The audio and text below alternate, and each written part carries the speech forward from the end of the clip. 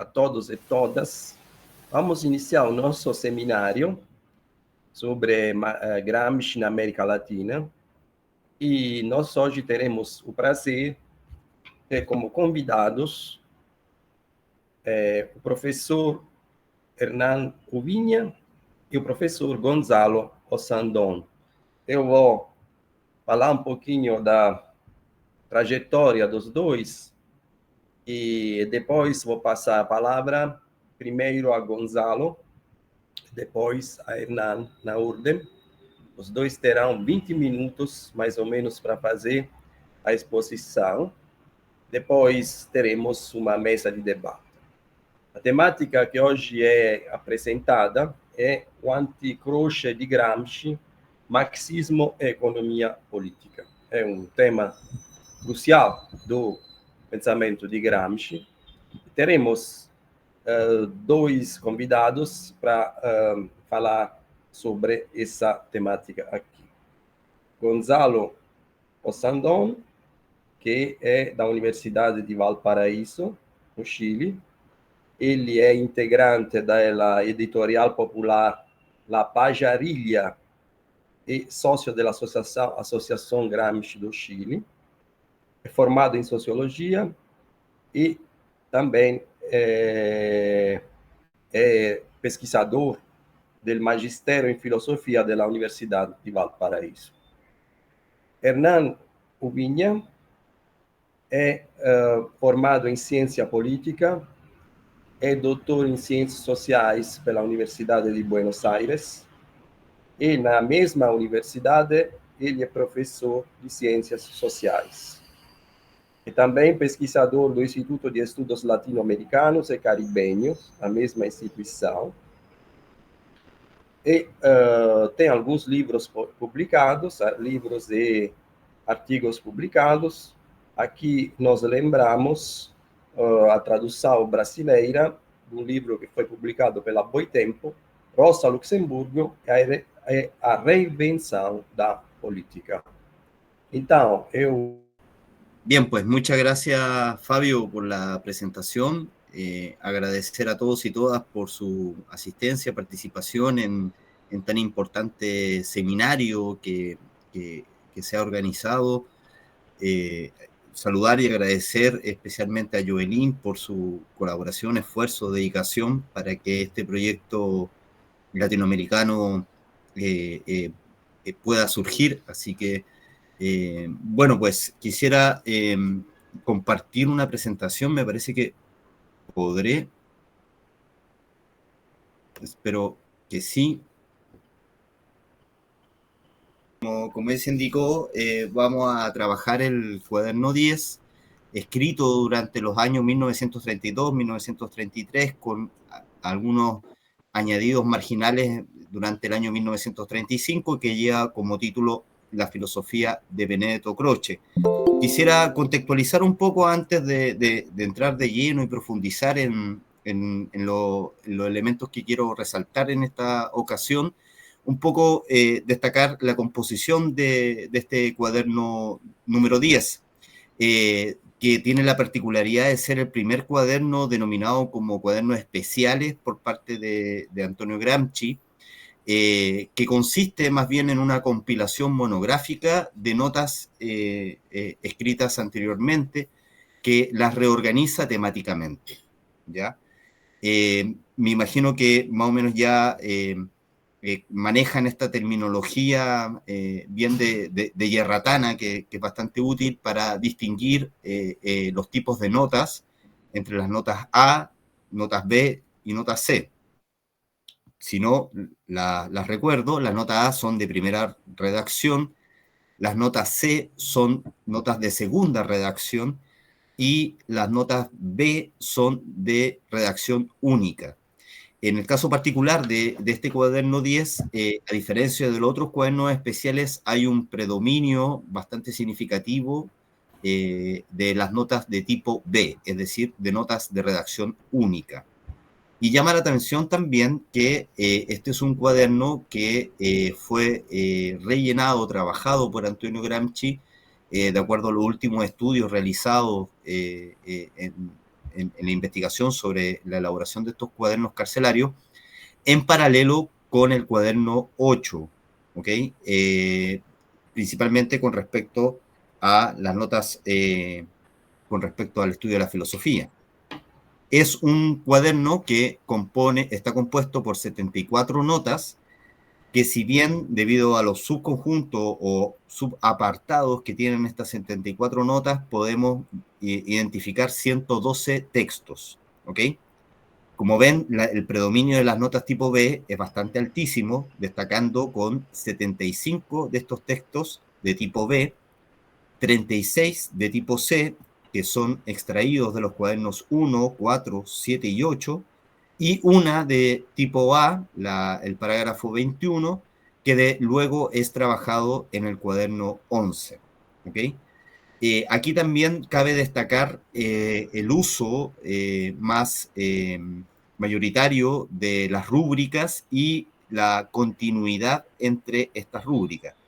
Podríamos decir que los cuadernos especiales provienen de estos intentos experimentales de tratar de ordenar las notas primero en rúbricas y luego en bloques de notas para luego llegar a los cuadernos especiales. ¿Ok?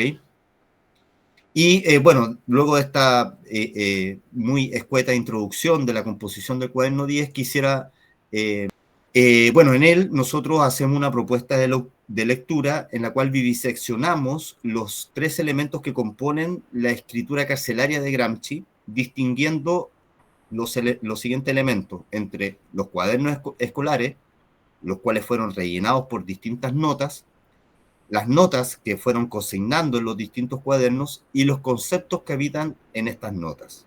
¿Okay? Esta distinción entre estos 3 elementos nos permiten también vincular y correlacionar cada uno de ellos entre los distintos escritos a lo largo de los años en los cuales estuve en prisión y escribió Gramsci. ¿Okay? Dado que muchas de las notas y los conceptos fueron trabajados simultáneamente y rellenados en fechas distintas, lo que resulta imposible realizar una lectura lineal y cronológica como solemos hacer con otros autores.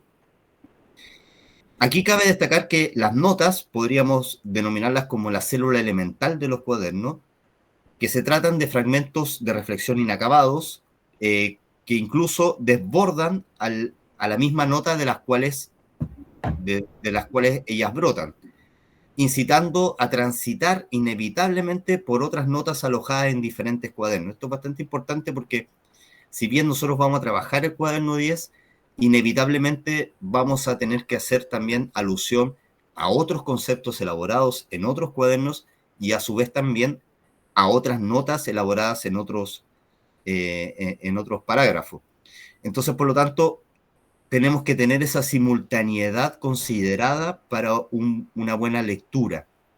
Navegar en notas similares, identificando las rúbricas como verdaderos islotes de notas, que fueron su primer intento para poder decantar en bloques de notas mayores, como sucede con los apuntes de filosofía, los 1, 2 y 3, consignados en los cuadernos respectivamente 4, 7 y 8. ¿Ok? Sobre todo porque los apuntes de filosofía están bastante vinculados con el cuaderno 10 y además también muy estrechamente vinculados con lo desarrollado en los apuntes de filosofía 3, desarrollado en el cuaderno 8. Por lo tanto, nosotros llegamos a la conclusión colectiva, insisto, de que no hay una definición cerrada de los conceptos de Gramsci, sino que más bien podríamos plantear que los conceptos de Gramsci son polisémicos, es decir, son abiertos, están vivos, y condicionados por las distintas circunstancias históricas en las que se van a desenvolver y que sus significaciones van adquiriendo mayor sustancia en la medida en que se relacionan también con otros conceptos. Entonces, por lo tanto, sería un atentado contra su genialidad conceptual cualquier intento de tratar de encapsular los conceptos en significados cerrados o, peor aún, conformar algún tipo de glosario con respecto a ello. ¿ya? Un ejemplo de esto lo quiero retratar a propósito del parágrafo 26 del cuaderno 9, que, como se pueden dar cuenta, aborda la temática central de la cual también va a hacer referencia en el cuaderno 10 a propósito de Benedetto Croce. En este parágrafo, que lleva titulado Pasado y Presente, Economismo, Sindicalismo, Devaluación de todo movimiento cultural, etc., recuerda la polémica entre Angelo Tasca y Amadeo Bordiga, reflejada en la revista La Unidad de Florencia, donde él plantea que, por un lado, está el extremismo comunista, economista, justificado por un oportunismo culturalista, ¿ok? En los cuales, en definitiva, Gramsci lo que nos va a plantear es las dos caras del problema cuando se aborda la filosofía de la praxis. Es decir, por un lado tenemos un extremo más economista, ¿ok? Y por el otro lado tenemos el otro extremo más bien culturalista. Para Gramsci, cualquiera de las dos extremidades no debiesen ser debidamente justificadas, sino que más bien el ejercicio, el esfuerzo que hay que hacer es explicarlos de forma realista en cuanto a dos aspectos de la misma inmadurez y del mismo primitivismo. Esto se va a resaltar a lo largo del cuaderno 10 el carácter realista para poder analizar lo señalado por Croce, que en definitiva, ¿no es cierto?, lo categoriza en este extremismo más bien idealista. Ahora, ¿por qué Croce? ¿Por qué escoge a Benedetto Croce para poder dedicarle este compilado de notas en este primer cuaderno especial?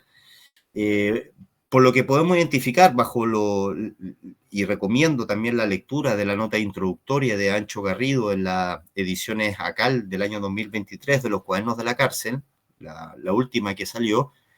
En dicha nota introductoria resume de una forma bastante sintética y efectiva que el motivo por el cual Gramsci escoge a Croce como elemento central para elaborar estas notas y reflexiones es porque identifica que en Benedetto Croce existe efectivamente la respuesta burguesa más avanzada ante la crisis que está padeciendo la sociedad civil de su época, de su contexto histórico, provocada principalmente por el modo de producción capitalista y que deviene también del episodio de lo que nosotros conocemos como la Primera Guerra Mundial o la Gran Guerra. ¿Okay? La búsqueda de esta respuesta burguesa que desarrolla Croce tiene como intencionalidad el poder decantar la época que se está viviendo, la época en términos de crisis, en modo o en código de revolución pasiva.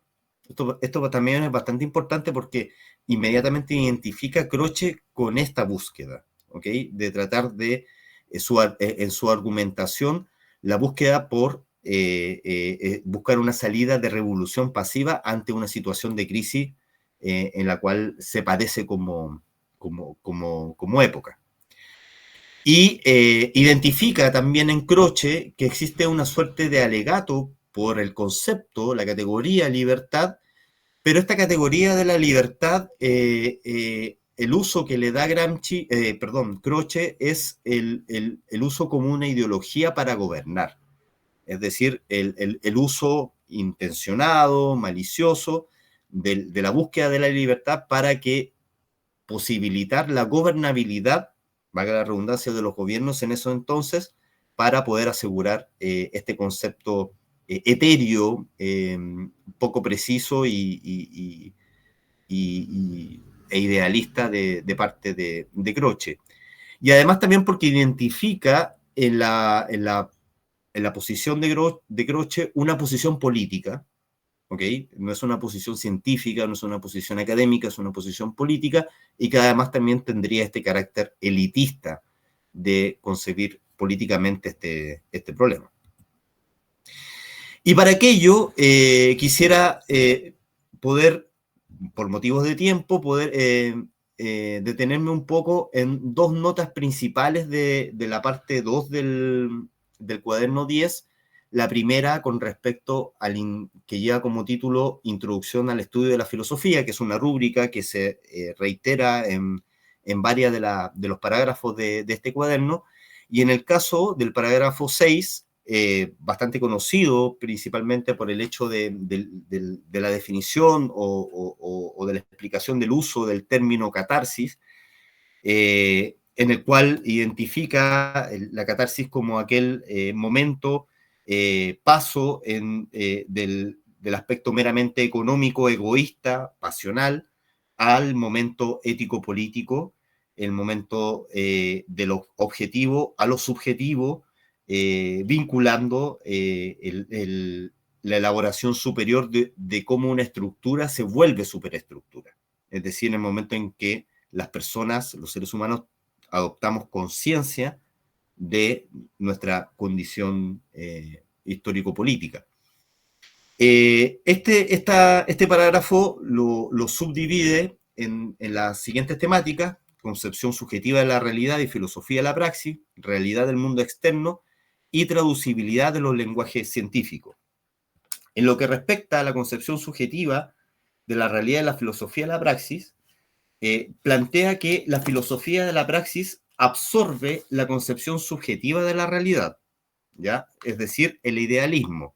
Ahí, por lo tanto, inscribe a Croce dentro de esa categoría, ¿ok? Y nos dice que dentro de la superestructura, la filosofía de la praxis la absorbe y la explica históricamente, ¿ya? Es decir, busca a través de buscar una respuesta histórica, historicista, que él denomina como realista, a una proposición idealista por parte de Croce. Con respecto al ítem 3, realidad del mundo externo, él nos plantea que la forma que también tiene la filosofía de la praxis para poder abordar estas concepciones más bien especulativas es a través, ¿no es cierto?, de la explicación política que se le pueda desarrollar a esta filosofía especulativa, y por lo tanto poder determinar que en definitiva las relaciones humanas de conocimiento son elementos propios de una hegemonía política. Es decir, hay también una intencionalidad en aquello, ¿ok? Lo que nos permite que a través de la traducibilidad de los lenguajes científicos, que ahí hay un elemento de propuesta, de respuesta a Croce, a través de la traducibilidad recíproca que podrían tener los lenguajes científicos. Es decir, si es posible que nosotros desde la historia podamos entonces traducir a elementos filosóficos, por lo tanto, también nos permite que esos elementos filosóficos o políticos los podamos traducir, o históricos, también traducir en otros lenguajes científicos, ya sea el económico o el cultural, por ejemplo, ¿ya? Y aquí me salto a que también lleva la misma rúbrica, Introducción al estudio de la filosofía, pero ahí identifica inmanencia especulativa e inmanencia historicista o realista, situando ahí dos posiciones políticas en torno a esta problemática. La inmanencia especulativa, por lo tanto, entonces estaría inscrito el pensamiento de Croce, y la inmanencia historicista o realista como el resultado de síntesis que el materialismo histórico o la filosofía de la praxis alcanza a obtener como producto de la crítica epocal de la concepción de mundo que resulta ser hegemónico en el pensamiento moderno, ¿ya?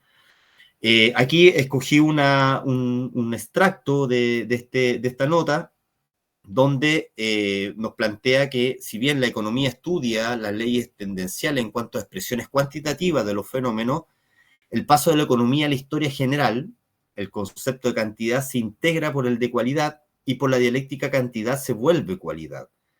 Aquí nos señala entonces pues que el concepto de cantidad estaría igualado a la necesidad y por lo tanto el de cualidad al de libertad.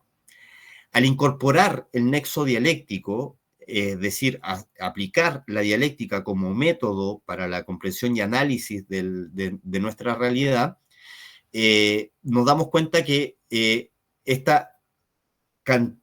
elemento cantidad y cualidad se identifican con la relación dialéctica entre necesidad y libertad.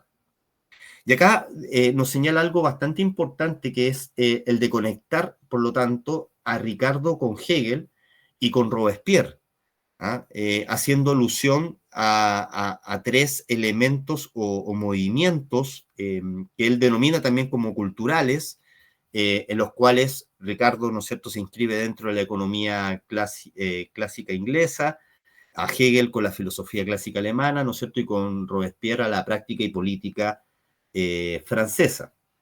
Y entonces, dentro de estos tres elementos, cómo la filosofía de la praxis ha llegado, partiendo de esta síntesis de estas tres corrientes vivas, a una nueva concepción de la inmanencia depurada de todo rastro de trascendencia y teología. Es decir, lo que está haciendo Gramsci acá es reivindicar a la filosofía de la praxis, al materialismo histórico, como resultado de síntesis de estos tres fenómenos propios de la época moderna y que se condensan, se sintetizan en una nueva concepción del mundo, en una nueva concepción de la vida, y que es precisamente esa concepción de mundo y de vida como totalidad inmanente que es la que la filosofía de la praxis precisamente busca criticar. ¿Ok? Entonces, en ese sentido, podríamos sintetizar la apuesta de Gramsci en estos tres elementos para no tratar de extenderme mayormente y después poder pasar al momento del debate. Resumido en los siguientes elementos, así como en Croce podemos identificar el concepto de la libertad como un uso instrumental para poder legitimar la gobernabilidad de los estados-naciones de ese momento. La filosofía de la praxis apostaría más bien a universalizar el concepto de la libertad en un sentido realista, en un sentido historicista. ¿Ok? Lo que, por lo tanto, dota de otros elementos a este concepto de libertad que estaría vinculado efectivamente al concepto de la necesidad. Es decir, la libertad resulta fundamental en el momento en que se está vinculando precisamente con la necesidad. ¿Ok? Aquí claramente hay, y bueno, a propósito del natalicio de Lenin, el día de hoy, coincidentemente, estamos también viendo cómo hay una reelaboración por parte de Gramsci de este texto bastante conocido de las tres fuentes y tres partes integrantes del marxismo, donde, en definitiva, de forma crítica, el materialismo histórico, o en términos gramscianos, la filosofía de la praxis, es capaz de poder sintetizar estas tres corrientes fundamentales de la modernidad, identificarlas como, por lo tanto, como una concepción del mundo y de la vida, y de la cual, por lo tanto, desde ahí surge como superación a ese momento epocal para poder producir una nueva concepción del mundo, una nueva concepción de la vida.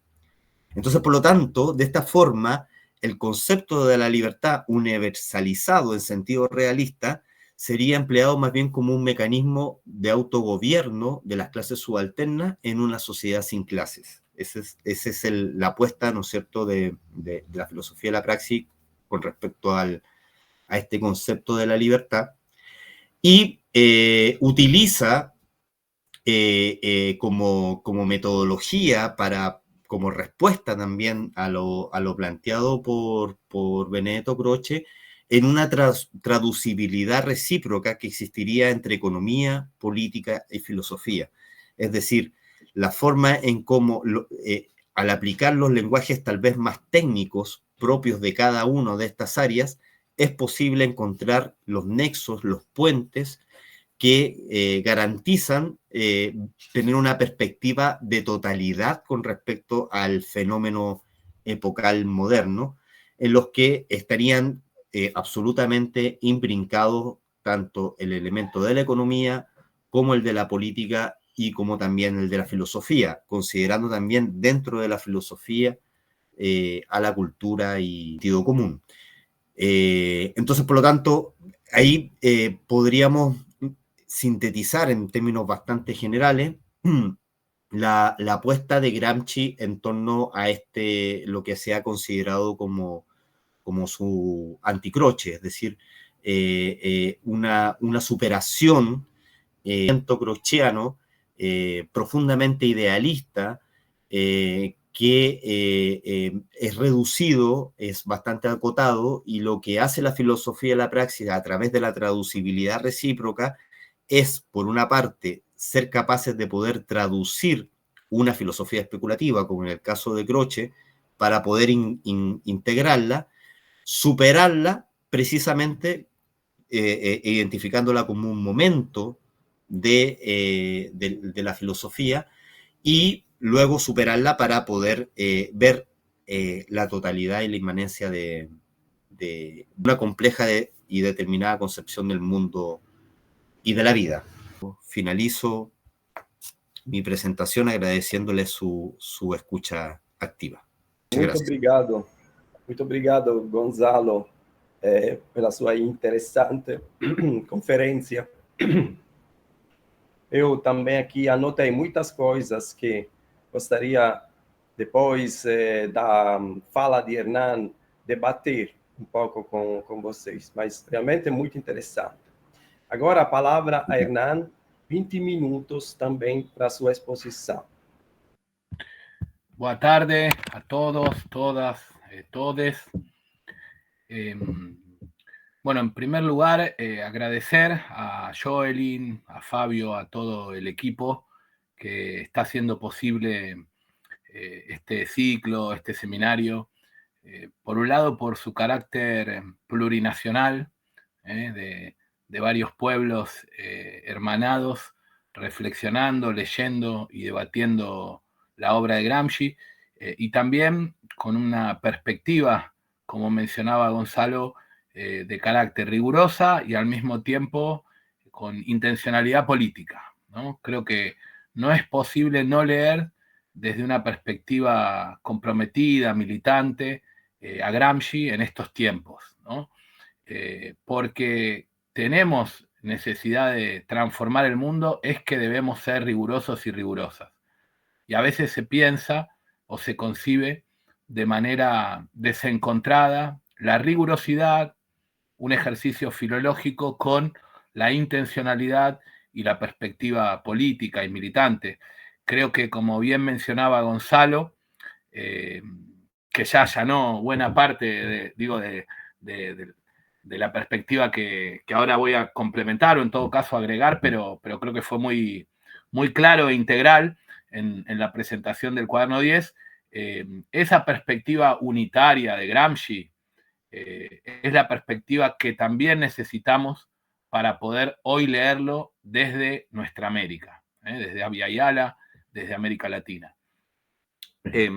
Yo quisiera plantear algunas cuestiones o coordenadas en sintonía con lo que expuso Gonzalo. Estoy plenamente de acuerdo con esa caracterización y con el planteo general, atendiendo a cuál es la perspectiva de Gramsci al momento de leer, criticar, pero al mismo tiempo retraducir, incorporar y superar la perspectiva del propio Croce, ¿no?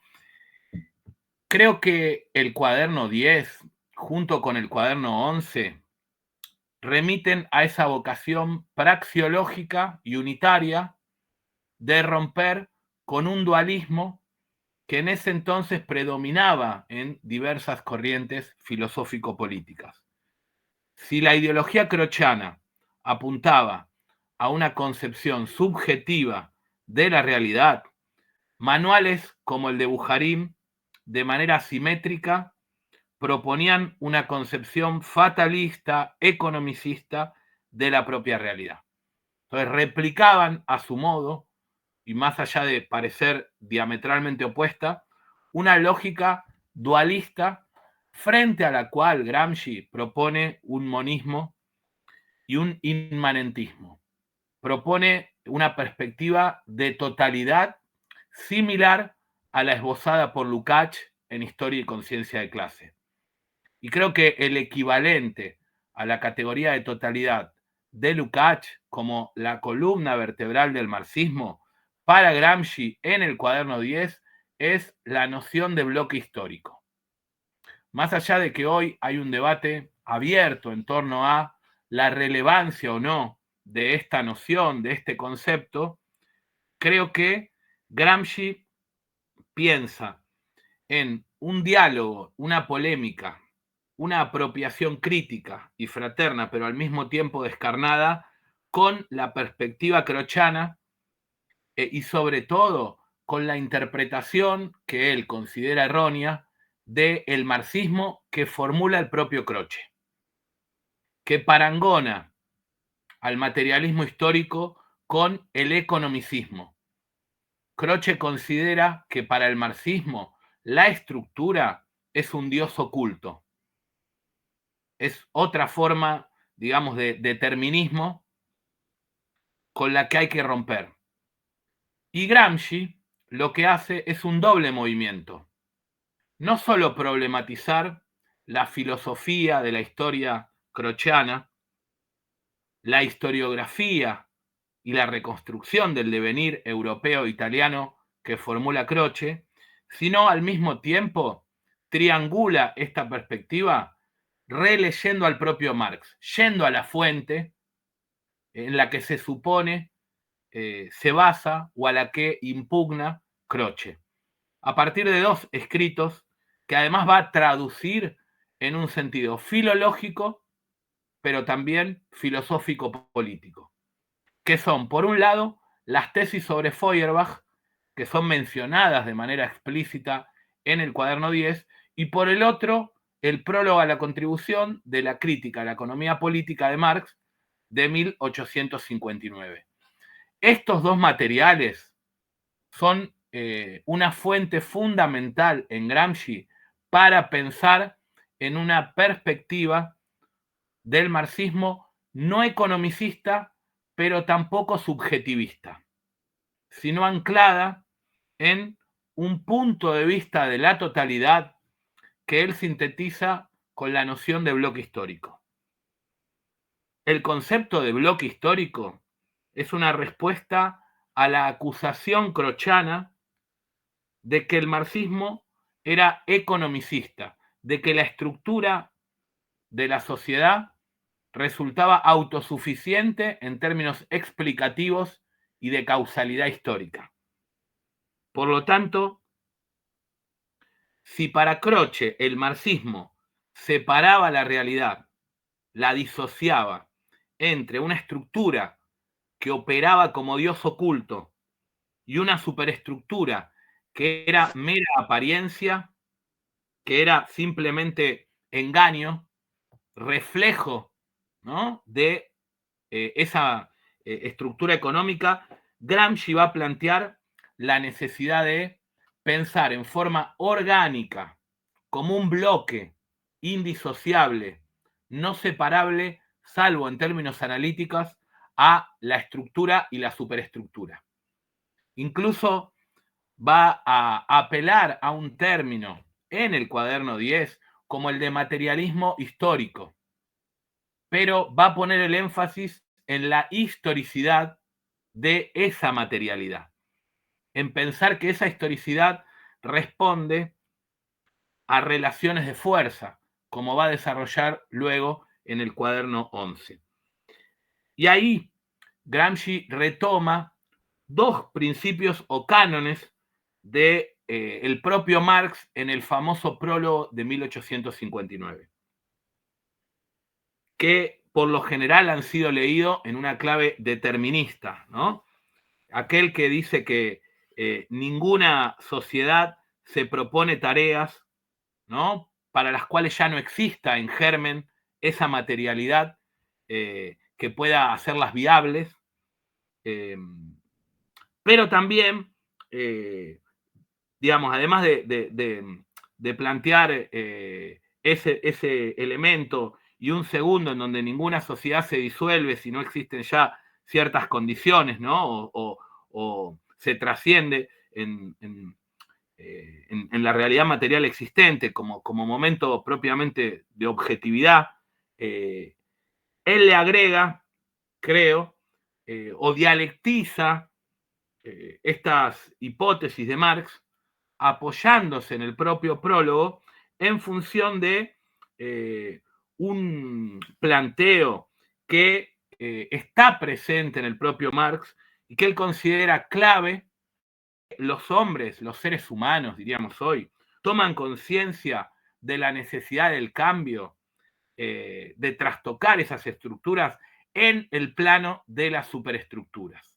Entonces, ahí hay una dialectización de este bloque histórico, de esta metáfora que en el prólogo de Marx se suele proponer en clave arquitectónico, y él usa un término que reenvía a George Sorel, el de bloque, para poner el énfasis en el carácter unitario, no escindido de esa totalidad. Es una totalidad orgánica, sustituye la metáfora arquitectónica por una metáfora de tipo organicista, de un organismo vivo, en donde tanto la estructura como la superestructura, tanto lo objetivo como lo subjetivo, lo material y lo espiritual, el ser humano y la propia naturaleza, no deben pensarse en forma dualista, sino como momentos, dimensiones de una totalidad en constante movimiento y dinamismo, desde una perspectiva dialéctica. Entonces, creo que un punto importante es que Gramsci recupera y reivindica de Croce el haber puesto el énfasis, el haber llamado la atención, dice él en el cuaderno 10, sobre el estudio de los hechos culturales y del pensamiento, sobre digamos, el momento de la hegemonía y del consenso como forma necesaria de un bloque histórico concreto. Pero, va a decir Gramsci, eso no equivale a subestimar la estructura económica, a dejar de lado una base fundamental del marxismo, que es la crítica de la economía política. Sí concebir que esa estructura económica no está disociada de la conflictividad y de la lucha. Por eso hay conceptos que Gramsci rastrea en el propio Ricardo en términos filosófico-políticos y no meramente económicos, como el de mercado determinado, como el de ley de tendencia, que plantean la politicidad, la conflictividad, la dimensión de la lucha como algo constitutivo e intrínseco a aquello que desde la economía política burguesa es pura economía. Está disociada de la dimensión política o superestructural o ideológica. Insistiría entonces que en el caso de Gramsci plantea una relación estrecha entre la noción de bloque histórico, la relectura no economicista del prólogo de Marx de 1859, las tesis sobre Feuerbach, donde Marx, según Gramsci, repone, plantea la unidad orgánica entre teoría y práctica, entre economía y política, entre teoría y acción, diríamos desde el Gramsci del cuaderno 13, entre ciencia y política, y sobre todo la simultaneidad de aquello, el carácter unitario de aquello que, en el caso de Croce, piensa en forma disociada o absolutizando la dimensión consensual, ético-política. No es posible disociar tampoco la crítica a la historiografía que formula en el cuaderno 10 Gramsci de la crítica filosófico-política. Croce es un teórico del consenso en términos historiográficos. Croce es alguien que en su narrativa histórica prescinde del conflicto y de la lucha. Y en muchas ocasiones se ha leído a Gramsci también como un teórico del consenso. Y creo que es parte de los debates y las polémicas de las corrientes gramscianas en América Latina. Gramsci es un teórico del conflicto. Su crítica a Croce es la absolutización, la tendencia a una concepción conservadora de la dialéctica y del devenir histórico mismo de Europa y de Italia en el siglo XIX. Croce exalta la dimensión restauracionista, reformista, va a decir Gramsci, en libros como Historia de Europa en el siglo XIX e Historia de Italia. Y si bien esto, según Gramsci, fue una reacción genuina frente al economicismo, frente al fatalismo, destacar cierta dinámica, cierta centralidad, diríamos, del consenso, de lo ético-político, del pensamiento y de los hechos culturales, omite, según él, y esto es clave, no solo el conflicto y la lucha, sino momentos profundamente violentos y bélicos, diríamos, la dimensión coercitiva, sin la cual es inconcebible esta perspectiva de totalidad de la que antes hablaba. Gramsci, por eso insisto en que no es un mero teórico del consenso, sino de la articulación de la totalidad que involucra la dialéctica entre coerción y consenso, entre libertad y necesidad, como mencionaba Gonzalo, ¿no? Y desde ese punto de vista, creo que solo en términos analíticos podemos pensar en una disociación o una separación de la estructura económica y de la superestructura jurídico-política. En última instancia, la filosofía de la praxis, según el Gramsci del cuaderno 10, y retomando lo que formulaba Gonzalo, absorbe en términos dialécticos al idealismo, pero al mismo tiempo lo niega, lo supera, a partir de, diríamos, una teoría de la superestructura que Gramsci va a desarrollar sobre todo en el cuaderno 11 y 13, pero que está presente en esta perspectiva dialéctica de dos niveles imprescindibles de lo real, de dos dimensiones imbricadas, orgánicamente ligadas, interrelacionadas en forma dialéctica, y en todo caso, un desafío no menor, un interrogante que va a plantear y que está presente, como mencionaba Gonzalo en el cuaderno 10, es el momento catártico, que no es meramente de diagnóstico para Gramsci, sino que es también una apuesta política y revolucionaria, ¿no? Cómo propiciar un momento catártico, no como ser espectadores y espectadoras frente a la posibilidad de que sobrevenga. Él lo formula de la siguiente manera: ¿cómo nace el movimiento o cómo nace un movimiento sobre la base de la estructura?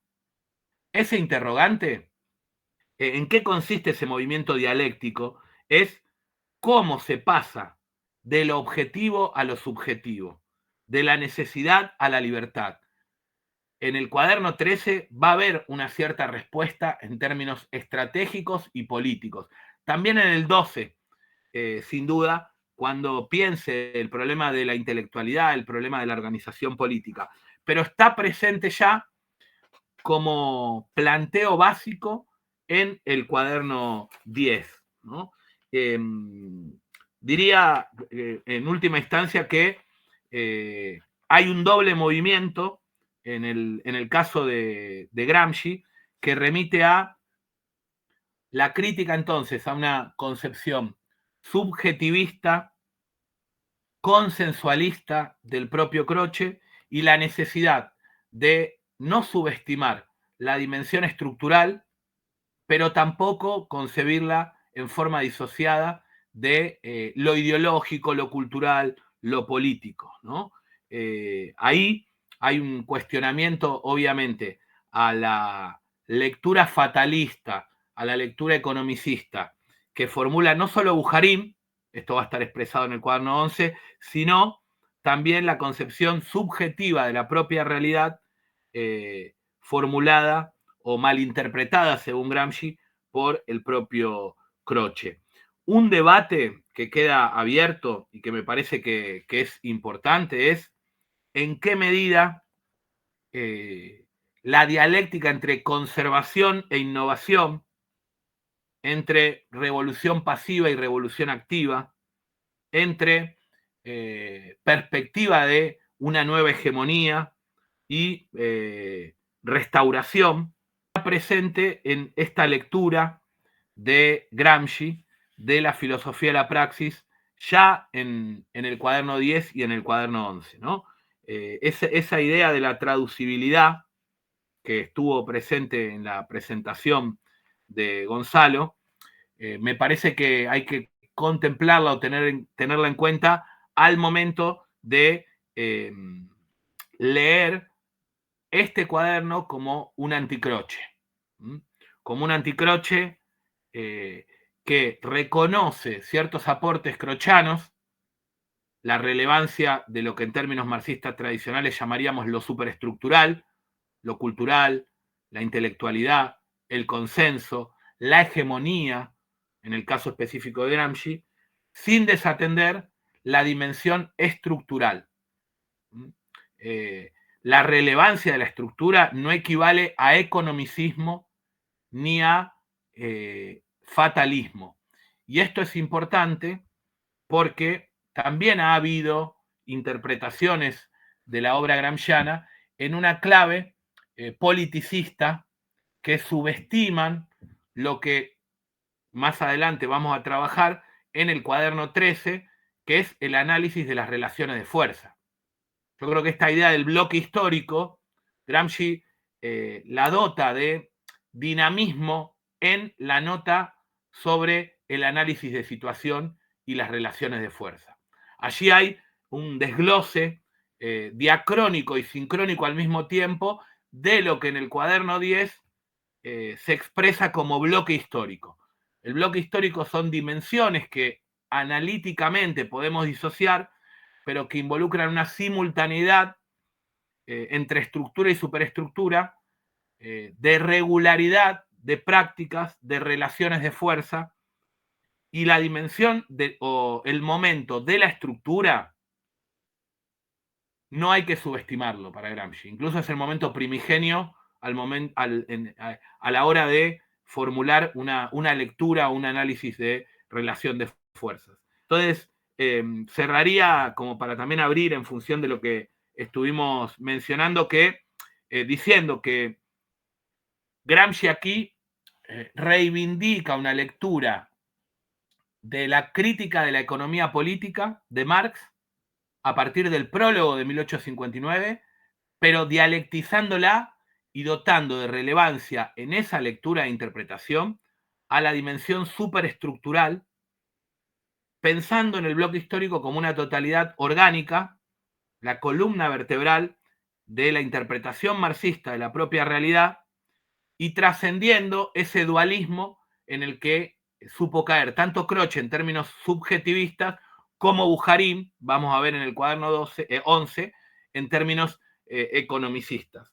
En todo caso, ahí el desafío es cómo reivindicar los cánones del marxismo presentes en la obra de Marx, superando ese dualismo y reivindicando el inmanentismo, reivindicando el historicismo y reivindicando sobre todo la perspectiva unitaria, totalizante que formula Gramsci como una apuesta y una concepción del mundo y al mismo tiempo estratégica en términos de revolución de la propia realidad, ¿no? cerraría acá, digamos, concluiría acá por una cuestión de tiempo, como para abrir al intercambio, al debate, en función de lo que expuso Gonzalo y lo que recién compartí yo. Muchas gracias. Muito obrigado, Hernan. Também uma excelente exposição. Eu vou fazer algumas considerações bem rápidos e depois nós vamos ter o debate. Gostei muito das duas exposições, muito interessante.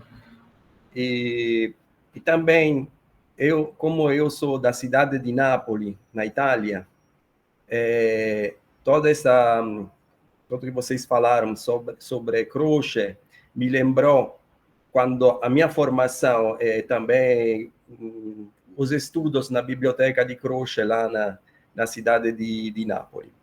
Em primeiro lugar, que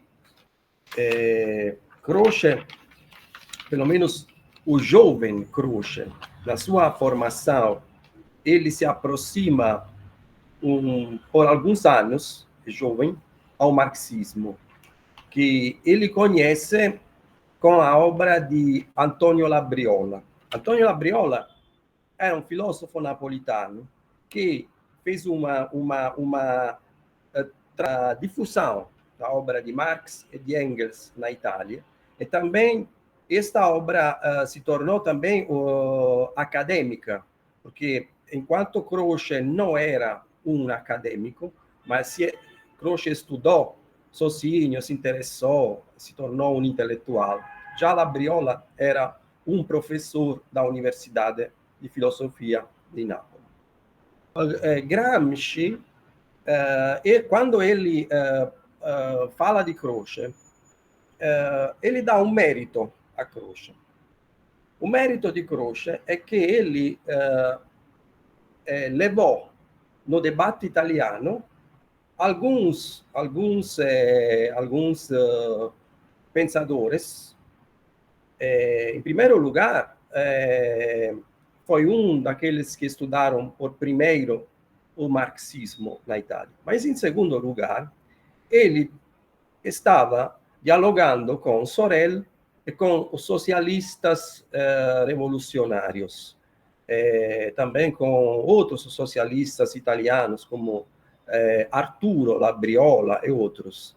Isso se encontra também nos documentos que você encontra na biblioteca de Croce, a correspondência com Sorel, que foi publicada, e outras obras. Tá? Gramsci está dando a Croce um mérito, aquele de ser um intelectual e organizador da cultura nacional, uma época de transição. Nós estamos na época da unificação nacional italiana. Então, Croce está construindo uma cultura nacional. Esse é o mérito que ele dá a Croce. Porém, aqui inicia a crítica de Croce. E eu concordo com as coisas que vocês falaram. Eu destaco alguns pontos que podem ser depois debatidos. Primeiro ponto, concordo com Gonzalo, os conceitos gramscianos são vivos e polissêmicos. Isso é fundamental. E as duas palestras mostram muito bem isso, que nós estamos diante de um pensamento vivo e conceitos polissêmicos, que podem ser trabalhados de acordo com a conjuntura, a qualquer conjuntura. Então, não são conceitos fechados, rígidos. Aqui uma primeira diferença com Croce. Croce tem uma filosofia rígida, fechada, enquanto Gramsci tem uma filosofia aberta, viva. Agora, sem dúvida, tem uma questão fundamental, que foi colocada por Gonzalo e por Hernan, que eu acho muito importante. A crítica de Gramsci a Croce, ela se apresenta como uma exigência de pensar uma nova concepção do mundo. a filosofia da praxe é uma nova concepção do mundo, porque, estudando Croce, Gramsci pensa que a filosofia agora está numa época diferente, é uma época diferente. Sim, o do mundo de Gramsci é uma reflexão sobre a filosofia, a partir da origem da filosofia. O que busca a filosofia? Quais são os problemas da filosofia? Então, para ele, a filosofia de Croce é justamente uma etapa fundamental para entender o que é a filosofia naquela época, que é uma época diferente, é a época da sociedade industrializada, da modernização, da sociedade de massa. Então, é uma nova concepção do mundo. Isso é realmente fundamental. Aí, essa nova concepção do mundo, ela se traduz na filosofia da praxe. Agora, a filosofia da praxe critica, e aqui eu estou de acordo com os dois, o conceito de liberdade de Croce. E o conceito de liberdade de Croce, ele apresenta algumas contradições lógicas. Croce se apresenta como um idealista muito rigoroso, porém, Croce ele não respeita um princípio fundamental do idealismo, que é, digamos assim, a filosofia da totalidade, porque ele faz uma separação entre o liberalismo econômico e o liberalismo político. E daí, então, aquela questão do economicismo, por um lado, e da sobreestrutura do outro lado.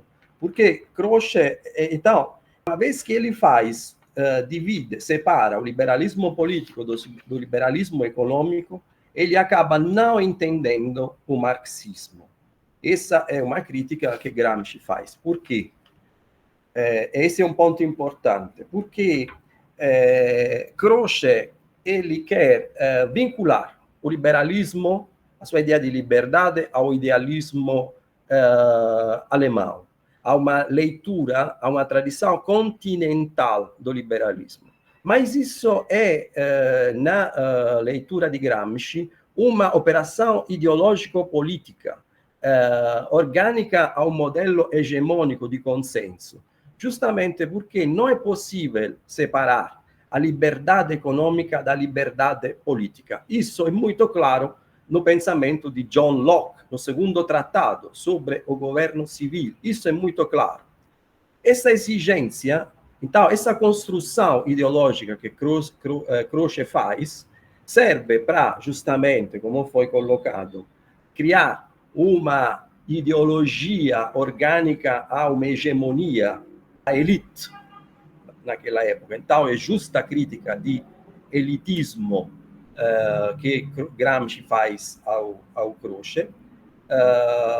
E agora, outro conflito lógico.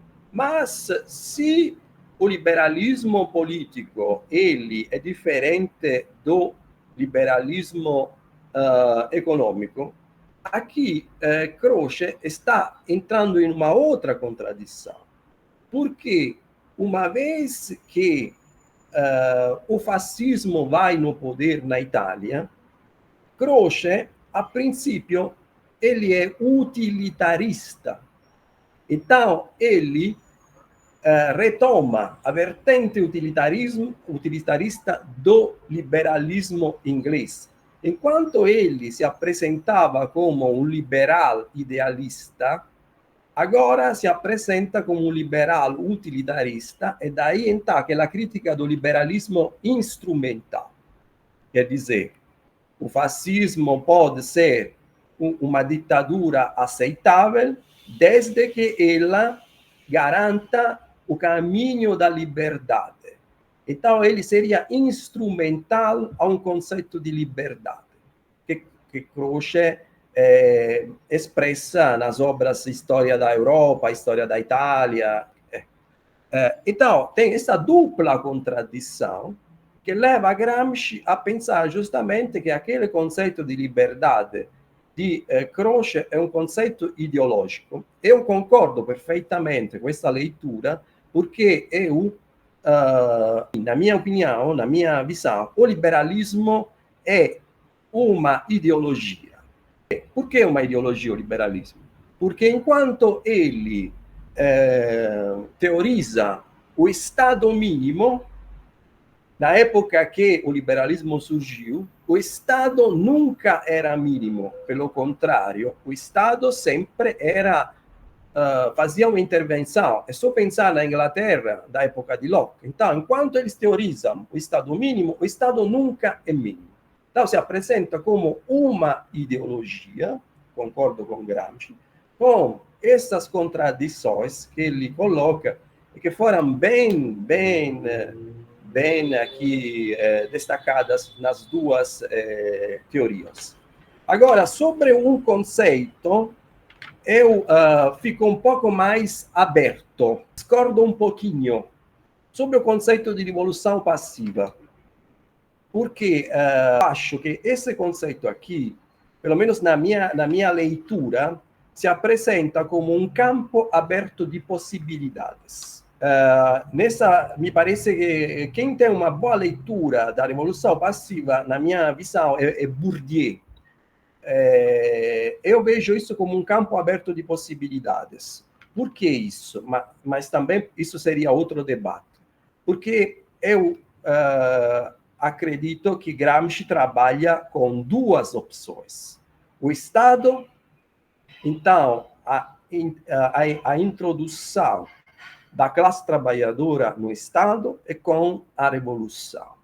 E trabalhando com esses dois conceitos, o conceito de revolução passiva, na minha visão, se apresenta como um campo aberto de possibilidades. Mas eu termino por aqui e vamos abrir o debate. Realmente, mais uma vez, parabéns aos dois palestrantes que fizeram uma exposição maravilhosa. Oi, Fábio. Todos, parabéns, Hernan, Gonçalo, pela contribuição. Pegando a esteira já do que o Fábio falou, e a apresentação dos dois, né? Terminando com esse conceito que o Hernan traz, né, do bloco histórico, como essa visão unitária entre estrutura e superestrutura, a partir dessa resposta que o Gramsci vai desenvolver para enfrentar tanto o viés especulativo idealista do Croce quanto o viés mecanicista determinista do Bukharin, né, que a gente ainda vai estudar, caderno 11, no próximo semestre, mas já adiantando aqui. E aí, a partir daí, surge essa nova concepção de imanência, né, essa imanência historicista, materialista concreta, como bem o Gonçalo apresentou. E no meio disso, né, a gente tem aqui o que o Hernan falou, a dialética entre, né, não um consenso estabelecido na dialética dos distintos, como o Croce vai desenvolver, mas essa dialética da coerção e consenso, como ele apresentou, né, a partir do que o Gramsci vai desenvolver nos cadernos. Então, como nosso intuito aqui, né, ir a Gramsci, mas também trazer esses elementos para a América Latina, eu queria que vocês também pudessem elaborar um pouco e trazer o que vocês pensam dessa dialética, né, dessa dialética a partir dessa visão de bloco histórico, dessa relação entre superestrutura e estrutura, da dialética entre coerção e consenso, a partir dos prismas e da crítica, da visão historicista crítica que a gente pode ter a partir das nossas contradições próprias, né, da nossa imanência realista concreta da América Latina, tendo em vista que a nossa historiografia e a nossa estrutura não é a mesma estrutura, como o Fábio disse, né? No tempo do Croce era um outro tempo, no nosso tempo já estamos em outro tempo, e o nosso tempo, inclusive, no nosso território, nas nossas condições objetivas, são outros, né? A gente tem, além de enfrentar uma visão idealista, como muitos autores, né? No caso do Brasil, a gente teve autores defendendo o mito da democracia racial, que serviu para o processo de miscigenação, de um colonialismo. Aqui no México, a gente vai perceber, de longe, a gente vê correntes, né, movimentos culturais de uma forma revolucionária, inclusive com a participação de comunistas. mas que quando a gente vai um pouco mais a fundo, a gente vê que também estava dentro de um contexto de operar uma organização de um bloco histórico unitário a partir da ideia da própria miscigenação, né, e que corresponde em alguns aspectos com o nosso mito da democracia racial no Brasil. Então, a gente tem uma estrutura diferente, como é que a gente pode operar esse bloco histórico, essa organização desse bloco histórico entre relação superestrutura e estrutura, essa dialética da coerção-consenso, considerando os nossos próprios aspectos histórico-concretos, nossas contradições, inclusive, né, considerando essa visão da revolução passiva, porque há quem pense que revolução passiva é sempre uma reação a uma ação de movimento, e há quem pense, como o Fábio Gentili, que é um campo aberto de possibilidades. Então, a gente no nosso contexto aqui, né, latino-americano, a gente está dentro de um contexto que a gente tem que enfrentar todas essas dimensões de filosofia especulativa, o determinismo que hoje eu acho que a gente está avançando dentro do próprio marxismo, mas ao mesmo tempo a gente tem as nossas questões próprias do processo colonial que a gente vive, né, que a gente viveu e ainda vive aqui como continuidade da descontinuidade. Então eu queria que vocês pudessem falar sobre isso, né, desenvolver sobre isso, além de todas essas questões que o Fábio já trouxe. Eu não sei se mais alguém tem mais questões que possa colocar, e aí vocês vão desenvolvendo aí de uma fala só. Boa tarde, boa noite, né, para todas as pessoas aqui presentes. Queria agradecer também a mesa e queria fazer, na verdade, duas questões. Uma primeira para o Gonzalo e depois uma para o Hernan. Para o Gonzalo, eu queria perguntar se ele poderia falar um pouco sobre essa concepção de linguagem do Gramsci. Ele comenta, né, dessa questão da tradutibilidade recíproca entre economia, filosofia e política.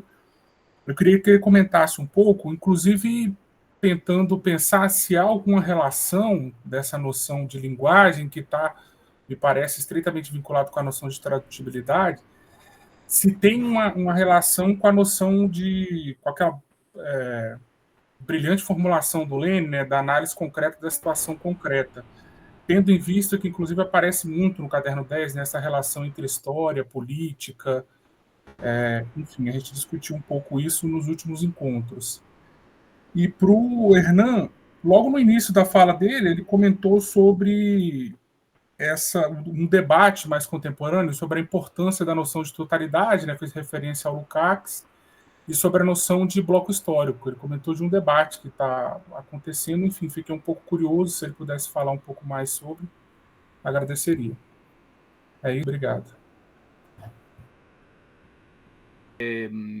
Buenísimo el panorama, lo que Fabio compartió, complementario y muy detallado en torno a Croce.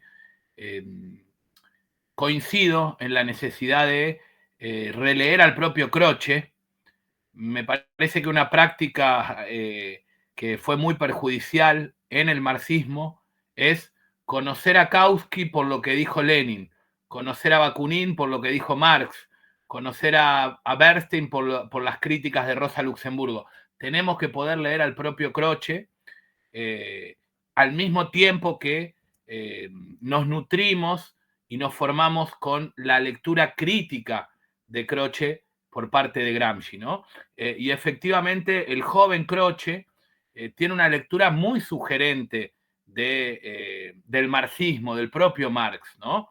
Y como tú mencionabas, Fabio, Labriola, Gentile, ¿no? Giovanni Gentile con la filosofía de Marx, un texto clave, donde aparece la idea ya del propio Labriola, pero más trabajada, de la filosofía de la praxis. Esta no es una categoría creada originalmente por Gramsci, sino que la recupera de Labriola, de Gentile, e incluso de la perspectiva crochiana, no economicista, ¿no?, del marxismo.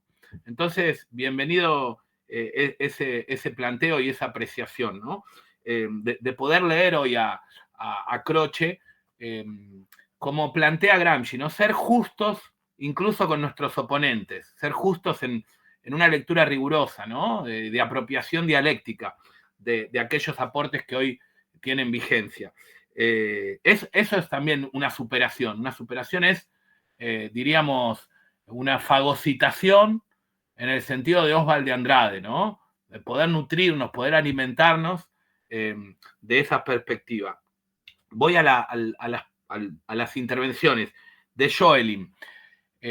Creo que esta crítica de Gramsci a el consensualismo crochiano en la lectura o interpretación histórica es muy relevante para cepillar a contrapelo, como diría Benjamin, la historiografía liberal, colonial, eurocéntrica y consensualista que justificó justamente el genocidio y los procesos de construcción de nuestros estados-nación, incluso de nuestros propios territorios. Tú mencionabas la democracia racial, ¿no? El mito. Bueno, yo creo que hay ahí una perspectiva de historia integral, fundante, de una visión alternativa y alterativa en personajes como Clovis Moura. Cuando él lee a contrapelo la lucha, la resistencia quilombola, la perspectiva no solo de las comunidades negras, sino también de otros pueblos, como los indígenas, al igual que lo hace Lelia González y muchos otros en Brasil, creo que denuncian el carácter violento, excluyente del Estado en Brasil, pero también ponen el foco en la resistencia, en la construcción, ¿no?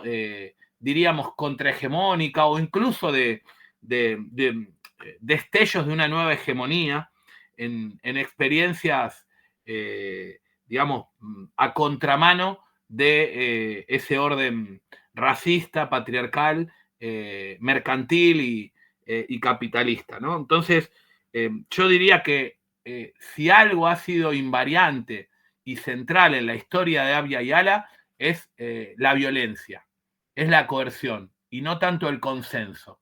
El consenso sería el conformismo historiográfico en clave gramsciana, ¿no? Y creo que es importante justamente confrontar con esas lecturas de lo que ha sido y lo que es la historiografía hegemónica en Latinoamérica, incluso de ciertas izquierdas, ¿no? Incluso de ciertas izquierdas. Entonces, me parece que esa dialéctica entre coerción y consensos que en realidad se basaron en la violencia, en genocidios, en etnocidios, hay que problematizarlos mucho más.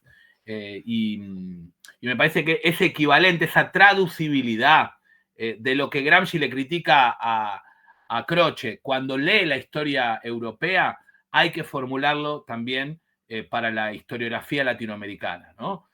Por ejemplo, para los procesos independentistas, para las dinámicas de lucha popular del siglo XX, no solo del siglo XIX, y también para el ciclo contemporáneo. O sea, el papel que han jugado y juegan la violencia, la coerción, la guerra, ¿no? En la coyuntura actual, la guerra o la militarización en Gualmapu, pero también en las favelas de Brasil, pero también en el propio México, ¿no? Con el supuesto argumento del narco, y este es un elemento que a veces perdemos de vista, ¿no? Y pensamos la hegemonía exclusivamente en términos consensuales y no como articulación de dominio y de dirección. Respecto del planteo de Douglas, yo pensaba sobre todo, o me refería a, por ejemplo, una hipótesis de Giuseppe Cospito en uno de sus libros, digamos, ¿no? Más recientes, El ritmo del pensamiento, ¿no? Un libro muy, muy interesante, donde él postula que el concepto de bloque histórico no tiene relevancia en los cuadernos de la cárcel. Incluso es algo problemático que hay que dejar de lado.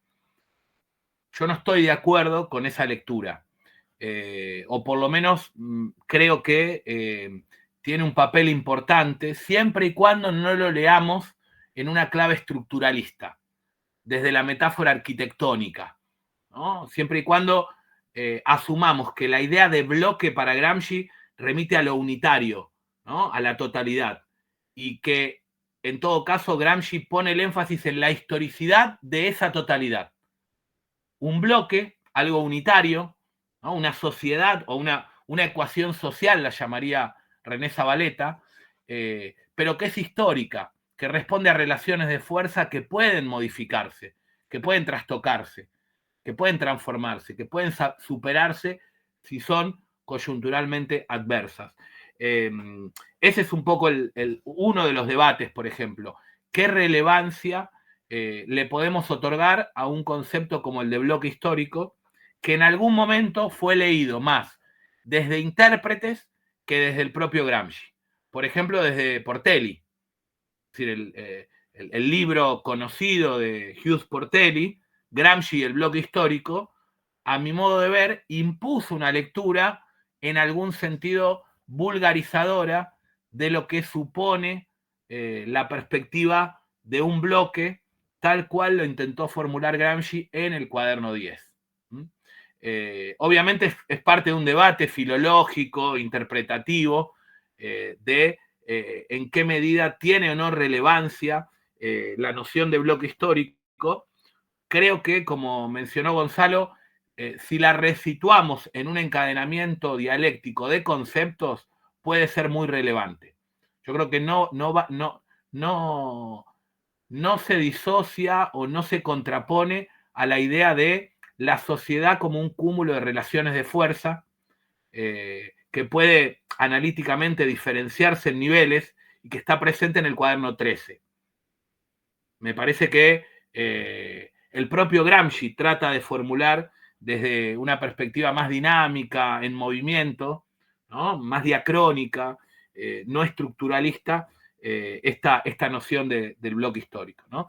Pero, para no extenderme, diría, hoy está siendo rediscutido como concepto, y mencionaba el caso obviamente, de Cóspito, más allá de que haya habido otras interpretaciones previas o más recientes, como la de Vaca, la de Jacques Texier, que sí le otorgan relevancia dentro del universo categorial del propio Gramsci.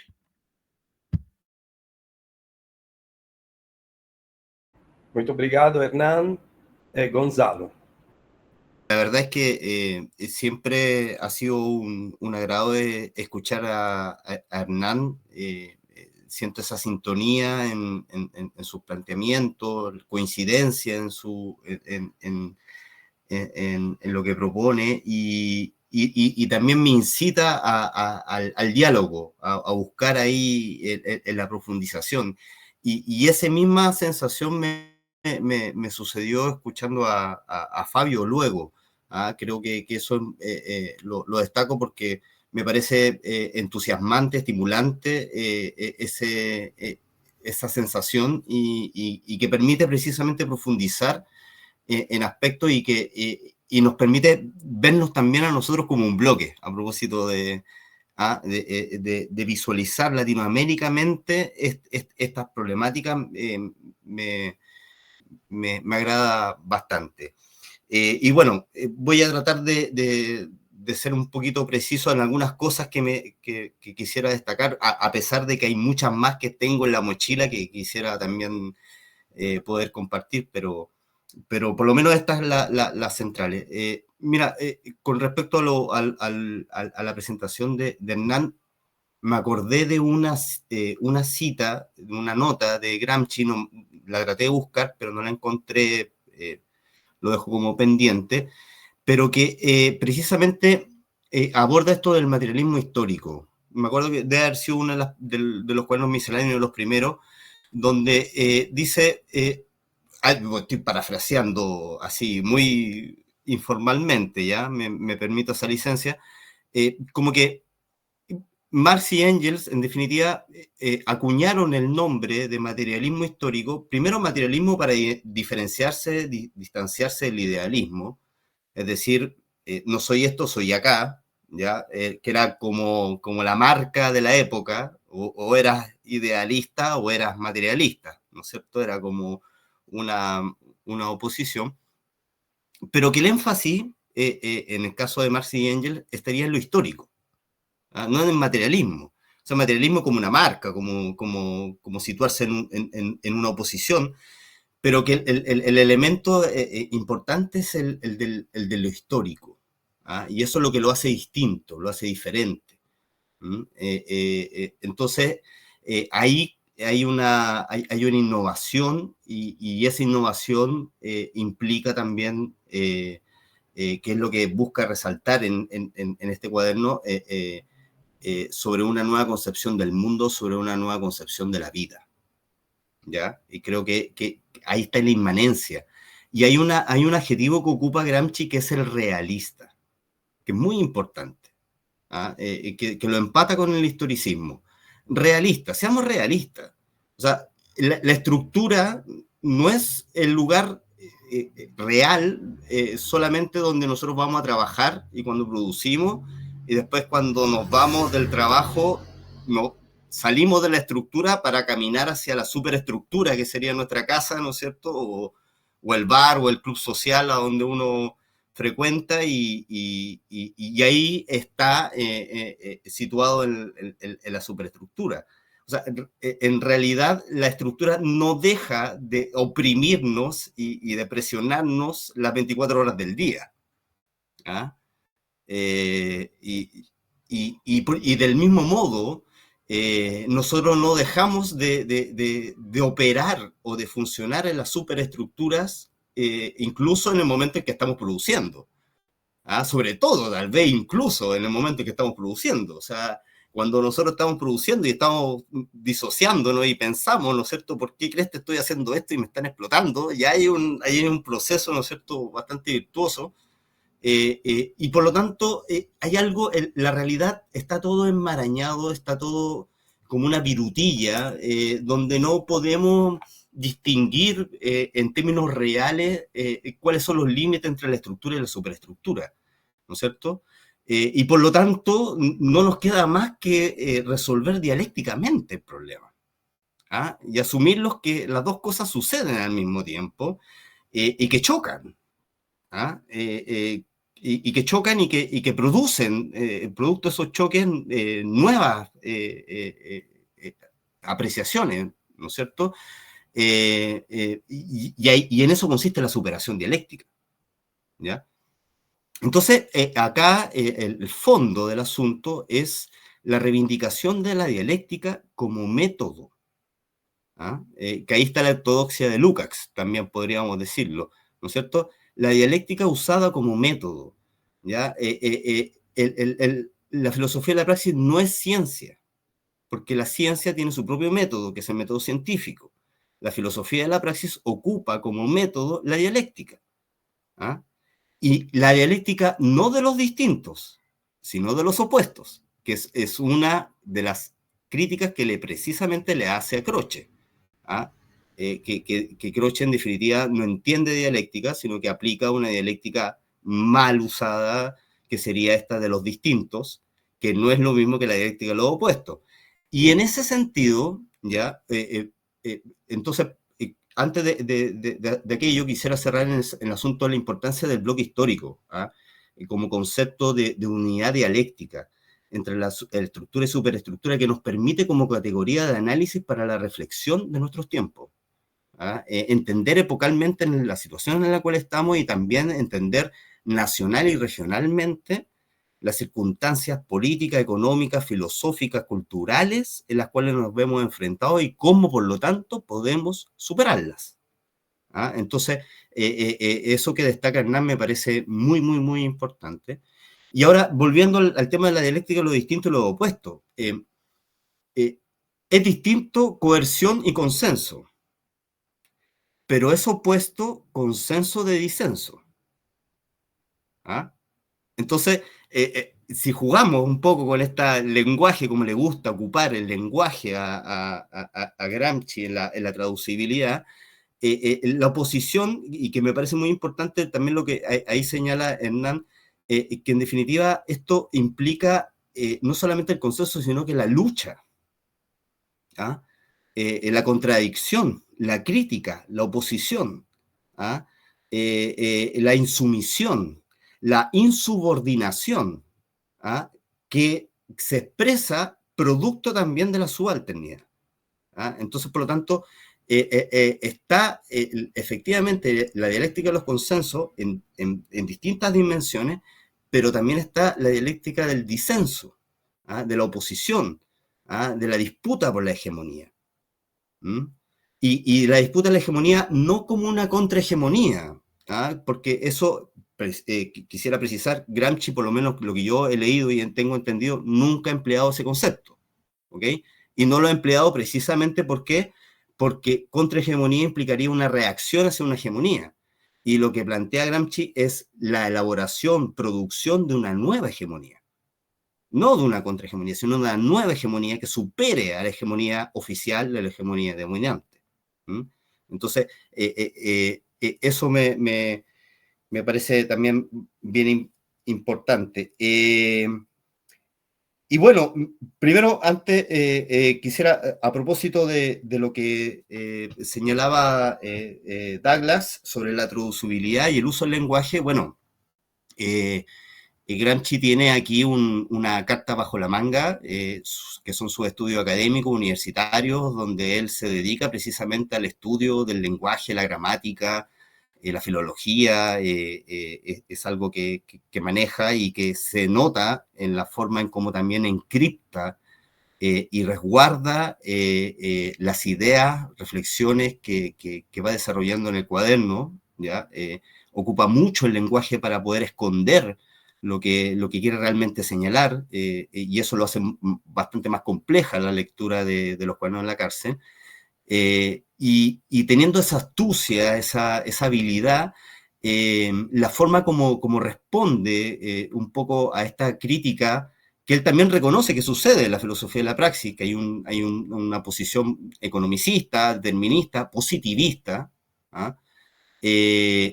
también hay otro extremo, ¿no es cierto?, más idealista, en la cual inscribe a Croce, ¿no es cierto? Entonces, es el atajo que nos ofrece Gramsci para precisamente resolver dialécticamente esta problemática, esta crítica, ¿no es cierto? Y superarla.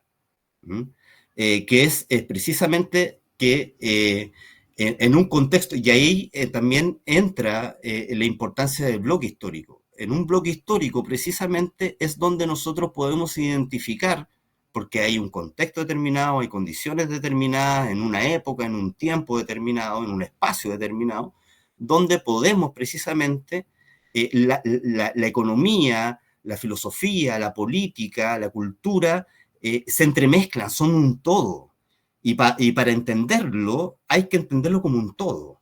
Ahí está la inmanencia realista. Identificar los elementos reales que dotan a esa totalidad. A esa totalidad que si bien tiene, en términos analíticos, nosotros podríamos distinguirlas en distintas capas o dimensiones, funcionan como un todo. Entonces, lo que podemos entender en la economía lo podemos traducir a la filosofía y lo podemos traducir a la política. Es así como también Gramsci llega a la conclusión de que la reforma protestante en Alemania fue lo que permitió, ¿no es cierto?, en la posibilidad de que se desarrollase la filosofía clásica alemana.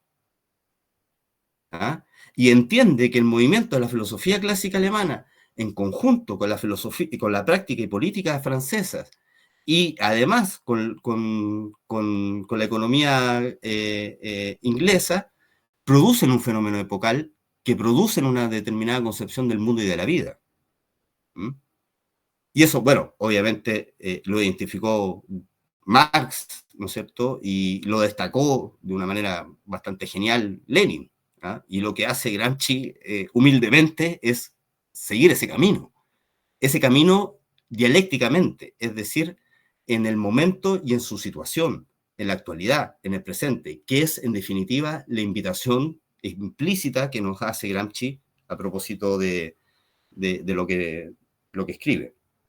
Y con respecto a revolución pasiva, muy interesante este tema, porque es controversial, es polémico, ¿no es cierto? Y ahí hay algo que, por lo menos desde acá de Chile, tenemos como un poco ya masticado y bastante bien debatido. Así como hay personas, lo voy a simplificar de este modo, así como hay personas que buscan porque sienten necesaria, posible, real, la posibilidad de una revolución, hay personas que la verdad, por distintos motivos, no quieren que se realicen revoluciones. ¿Ah? Y buscan por todos los medios evitar que eso suceda. ¿Mm? Sucede que generalmente las personas que no les gusta el que se generen revoluciones son precisamente las clases dominantes, ¿cierto? Y las clases dominantes, entonces, por lo tanto, el mecanismo que tienen para evitar, en esta dialéctica de la revolución, impedir que esto suceda, es que elaboran y desarrollan revoluciones pasivas, que en definitiva son espacios de nula posibilidad. Nula posibilidad. Las revoluciones pasivas son adormecimientos de las masas, pasivamiento de las masas, que impide que esas masas adopten el momento catártico del cual hay que incitar, ¿no es cierto? Y que nos permite el desarrollo de conciencia de nuestra situación. Las revoluciones pasivas son las reacciones a las revoluciones. Entonces, Gramsci lo que nos propone, lo que vemos nosotros desde acá, es que nos propone como categoría de análisis, ¿no es cierto?, que es el necesario colorario de la introducción a la crítica a la contribución de la economía política de Marx, ¿no es cierto? La revolución pasiva es vista como el necesario colorario del reverso, ¿no es cierto?, del argumento de la revolución. Está bien, Marx argumenta sólidamente por qué es necesaria una revolución, pero falta también la contraparte que dice esto no es necesario y lo vamos a impedir por todos los medios. Eso es una revolución pasiva. Y las revoluciones pasivas se expresan de formas muy violentas o de formas muy sofisticadas, dóciles y bastante delicadas tal vez en algunos momentos. Tiene distintas caras y expresiones. En el caso chileno, para dar un ejemplo bastante rápido, nosotros podemos identificar como revolución pasiva la dictadura militar, cívico-militar de Pinochet, liderada por Pinochet, ¿no es cierto? Como también podemos identificar como revolución pasiva los gobiernos de la Concertación, o como podemos identificar como revolución pasiva el actual gobierno de Boric. O sea, el uso que le aplicamos al concepto de revolución pasiva, para entender la estrategia de la oposición en la dialéctica. Porque la dialéctica, si la dialéctica es de las oposiciones, ¿no es cierto?, estamos entre una tesis y una antitesis, ¿no es cierto? Y la tesis, si elimina la antítesis, deja de existir. Por lo tanto, necesita que exista para poder seguir siendo tesis, ¿no es cierto? Entonces, por lo tanto, la forma que tiene es debilitar a la antítesis y, por lo tanto, extraerle lonjas a la antítesis y, por lo tanto, integrarlas y apropiarlas. Impidiendo, por lo tanto, que se desarrollen transformaciones y que, en definitiva, se genere una revolución sin revolución, es decir, sin cambiar nada. Eso, muchas gracias. Obrigado, Gonzalo. Acho que teremos mais oportunidades também para discutir sobre essas questões nos próximos seminários. Joeline? Só agradecer ao Gonzalo e o Hernan, que a gente já está chegando ao final. E só para reforçar aqui, na próxima semana a gente vai ter Croce, Religião e Modernidade, Concepção de Liberdade, Filosofia e Ideologia com a Diana Fuentes e a Berenice Ortega, que dá continuidade a esse debate aqui que a gente iniciou e vem aí tentando construir nessa linha, né? Então, também para complementar o que vocês já falaram, né? E o Gonzalo também já destacou agora, o propósito desse taller ou curso que a gente está organizando é nesse sentido, da gente se apropriar realmente das categorias do Gramsci, mas também tentar fazer a nossa tradutibilidade, né? Trazer para a nossa realidade. Não adianta só saber que o Gramsci tem uma filosofia da praxis, que tem uma imanência, que nos convida a sermos realistas e só reproduzirmos, né? Só repetirmos o que o Gramsci está dizendo e não trazermos efetivamente para a nossa realidade latino-americana, né? Para os nossos territórios, Brasil, Argentina, Chile, México, né? E a gente estabeleceu um diálogo entre nós, a partir das nossas próprias contradições, o que é que nos toca realmente nesse processo, né, diante das diversas revoluções passivas, como o Gonzalo acabou de falar, né, como se manifesta no nosso território de diversas formas, né, então cabe a gente estar atento a isso para tentar transformar isso em teoria, né, transformar essa prática em teoria para a gente poder guiar a nossa prática cotidiana nesse sentido. Eu acho que esse é o maior desafio. Inclusive, entre os estudiosos de Gramsci, né, eu posso falar do Brasil mais especificamente, como por conta de tudo isso que a gente falou, desses elementos, dessas ideologias que nos atravessam, né, dessa lógica colonialista, como nossos currículos ainda estão extremamente dentro de um viés que ainda não nos permite tocar o chão da nossa realidade, né? E isso, inclusive, atravessa os estudos de Gramsci, né? Como a gente ainda está estudando Gramsci num viés de olhar para a historiografia italiana e toda a crítica que ele fez, e que é importantíssimo para a gente compreender essas categorias, mas para a gente trazer para a nossa realidade. Então, que a gente possa continuar aí nos próximos encontros tentando fazer esse exercício, né? Que esses momentos nos sirvam para isso, para a gente estar olhando quais são as nossas contradições, os nossos autores, as nossas questões, as nossas necessidades, para a gente pensar aí quais os caminhos para a gente construir a nossa liberdade, né? Então, eu agradeço aí ao Fábio por hoje, apesar do corrido, Hernan, Gonzalo e todos, e é isso, né? A gente vai se vendo aí nos próximos encontros.